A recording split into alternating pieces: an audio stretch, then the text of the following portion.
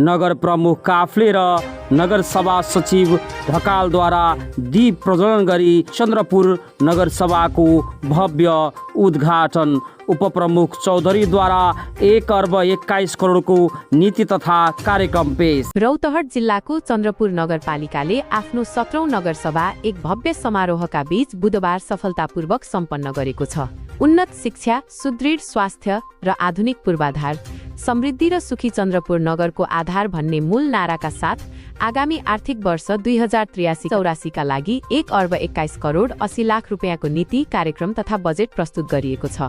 नगर प्रमुख सञ्जय कुमार काफ्लेको अध्यक्षतामा आयोजित उक्त गरिमामय सभाको उद्घाटन दीप प्रज्वलन गरी औपचारिक रूपमा गरिएको थियो। सभालाई सम्बोधन गर्दै नगर प्रमुख काफ्लेले प्रस्तुत नीति तथा कार्यक्रमले व्यक्तिगत वा दलीय स्वार्थ भन्दा माथि उठेर समग्र नगरवासीको आफ्नो स्वार्थ भन्दा पनि नगरवासीको सर्वोत्तम हितलाई मध्यनजर गरेर हामीले हाम्रा नीति तथा कार्यक्रमहरू चाहिँ अगाडि बढाउनु पर्छ र यसलाई व्यवस्थित पनि गर्दै जानुपर्छ।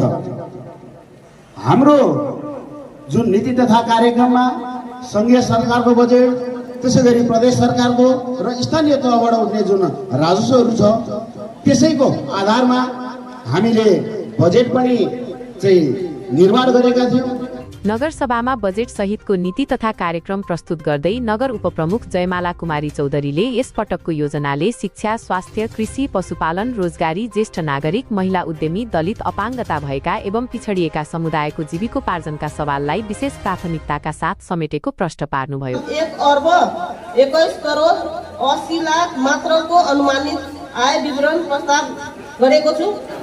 कार्यक्रम र बजेट मार्फत व्यावहारिक रूपमा कार्यान्वयन ल्याउनको लागि नेपालको संविधानको धारा 230 को कार्यक्रमको प्रारम्भमा आमन्त्रित नगरसभा सदस्य तथा अतिथिहरूलाई स्वागत गर्दै वडा नम्बर 1 का वडा अध्यक्ष बलराम राउतले सबै पक्षको साझा सुझाव र सल्लाहका आधारमा नै यो नीति तथा कार्यक्रम तयार पारिएको जानकारी दिनुभयो। सम्पूर्णमा हार्दिक स्वागत गर्न चाहन्छु। सहयोग समन्वय गरेर अहोरात्र खटेर जनताको सेवामा र चन्द्रपुर नगरका सम्पूर्ण नगरवासीको अनुहारमा चमक ल्याउन, आँखामा सपना देखाउन र बालबालिकाको ती मुहारमा मुस्कान ल्याउनको लागि जुन अहोरात्र खटेर तपाईहरुले चन्द्रपुर नगरवासीका लागि जुन योगदान दिनुभएको छ त्यसको लागि पनि चन्द्रपुर नगरपालिकाको तर्फ। यसै क्रममा सभामा आमन्त्रित वरिष्ठ सञ्चारकर्मी शिवपुरी र नेपाल पत्रकार महासंघ रौतहटका अध्यक्ष सञ्जय कार्कीले प्रस्तुत नीति तथा कार्यक्रममा सञ्चार क्षेत्रलाई अझ सबल रूपमा समेट्न आवश्यक रहेको औल्याउनुभयो।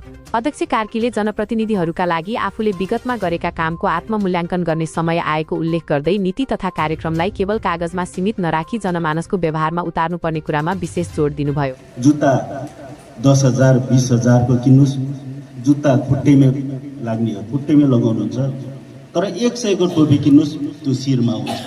त्यसकारणले हामी शिरको टोपी हौ। हामीलाई तपाईहरुले हेला गर्ने, दखल अन्दाज गर्ने काम नगर्नु होला। मेरो आग्रह छ, हामी यही समाजका मान्छे हौं, हामी यही समाजमा हुर्केका हौं, हाम्रो पनि आफ्नो दायित्व हुन्छ। त्यसकारणले यो बजेटमा सूचना सञ्चार भने कतै पनि उल्लेख गरिएन। म आग्रह गर्न चाहन्छु यहाँहरूले यसमा ध्यान दिनु होला। तपाईहरुले यो 5 वर्षमा आफ्नो वडामा गर्नुभएको काम तपाईहरुलाई चित्त बुझेको छ।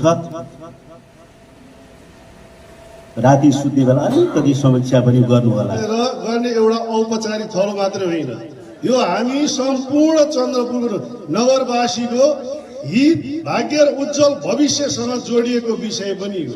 त्यसकारण के भन्छु भने यहाँले बनाएका हरेक नीति र कार्यक्रमले यहाँका दलित, गरिब, विपन्नदेखि लिएर उपल्लो दर्जासम्मले पनि यहाँको नीति कार्यक्रममा छुन सक्नुपर्छ, समेटिनु सक्नुपर्छ भन्ने। वटे वडाका अडा अध्यक्षहरू, कार्यपालिका सदस्यहरू, सामाजिक विकास शाखा प्रमुख मिश्रीलाल शाह तथा विभिन्न शाखाका प्रमुख एवं कर्मचारीहरूको उल्लेख्य सहभागिता रहेको उक्त नगरसभाको सदस्य सचिवको भूमिका प्रमुख प्रशासकीय अधिकृत बद्रीराज ढकालले निभाउनु भएको थियो भने कार्यक्रमको कुशल सञ्चालन हेमा कुमारी ढकाल सुप्रियाले गर्नुभएको थियो। सधैँ झै यस वर्ष पनि चन्द्रपुर नगरपालिकाले समयमै आफ्नो नीति तथा कार्यक्रम ल्याएर स्थानीय सरकारको जिम्मेवारी जिम्मेवारी पूरा गरेको छ। प्रत्येक वर्ष प्रस्तुत गरिने यस्ता योजनाहरूले सबै पक्षलाई समेटेर जनचाहना र भावना अनुसार काम गर्न सकेको खण्डमा जनप्रतिनिधि र नागरिक बीचको सम्बन्ध अझ प्रगाढ बन्ने र नगरको चौतर्फी विकासमा ठोस टेवा पुग्ने विश्वास आम नगरवासीले लिएका छन्।